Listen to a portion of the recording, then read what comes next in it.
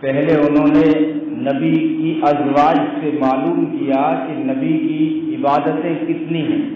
24 گھنٹے میں نبی کے کیا معمولات ہیں، رات کی تنہائیوں میں نبی پاک صلی اللہ علیہ وسلم کتنے اعمال کرتے ہیں۔ تو گھروں سے یہ پتہ چلا کہ نبی پاک صلی اللہ علیہ وسلم عبادتیں بھی کرتے ہیں، سو بھی جاتے ہیں،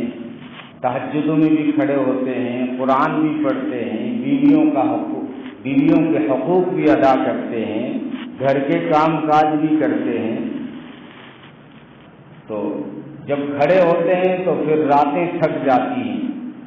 پنڈلیوں پہ ورم آ جاتا ہے، لیکن محمد عربی صلی اللہ علیہ وسلم کے سجدے اتنے طویل ہو جاتے ہیں کہ راتیں اس کے سامنے تنگ نظر آتی ہیں، اور سو بھی جاتے ہیں، گھر والوں کے حقوق بھی ادا کرتے ہیں۔ تو صحابہ کو یہ عبادت نبی کی تھوڑی لگی، اپنے عقل سے انہوں نے سوچا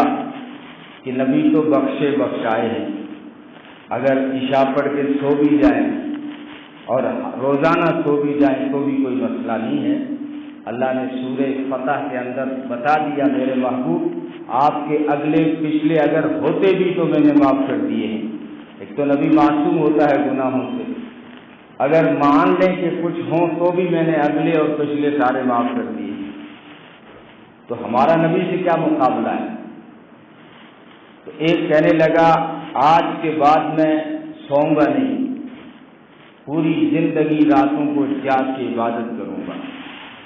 دوسرا کہنے لگا اب جتنی بھی زندگی بچی ہے، جتنے بھی دن بچے ہیں، ہر دن میں روزہ رکھوں گا، پورے سال روزہ رکھوں گا۔ تیسرا بولا کہ میں شادی نہیں کروں گا تاکہ میرا دل بھی عبادت میں گزرے اور میری رات بھی عبادت میں گزرے، دنیا کے لفڑوں سے ہٹ کے بس عبادت کی طرف اپنے آپ کو لگا دوں گا۔ نبی پاک صلی اللہ علیہ وسلم کو اللہ نے بتا دیا یہ آیت نازل کر کے، ان ایمان والوں سے کہو، ان صحابہ سے کہو کہ اللہ اس کے رسول سے آگے نہ بڑھے۔ اور پھر نبی نے فرمایا کہ تم مجھ سے زیادہ اللہ سے ڈرنے والے نہیں ہو، تم مجھ سے زیادہ عبادتیں نہیں کر سکتے ہو، میں سوتا بھی ہوں، میں عبادت بھی کرتا ہوں، میں دنیا کے حقوق بھی ادا کرتا ہوں، یہی میرا اسلام ہے۔ دنیا کو چھوڑ کے صرف عبادتوں میں لگ جانا یہ رہبانیت ہے جس کی میرا اسلام اجازت نہیں دیتا۔ اور بھی کئی مواقع ہیں، ایک مجلس میں حضرت ابوبکر عمر نے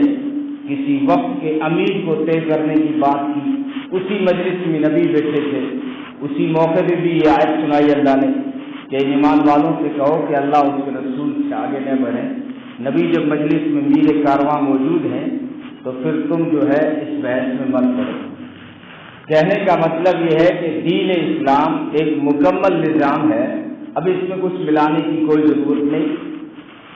اور نہ اس سے کچھ نکالنے کی ضرورت ہے، مکمل نظام دیا ہے۔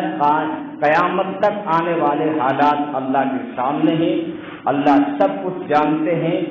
کس وقت کیا ہونا ہے، اس لیے جو اصول اور ضابطے دیے ہیں یہ سدا بہار ہیں، قیامت تک چلنے والے ہیں۔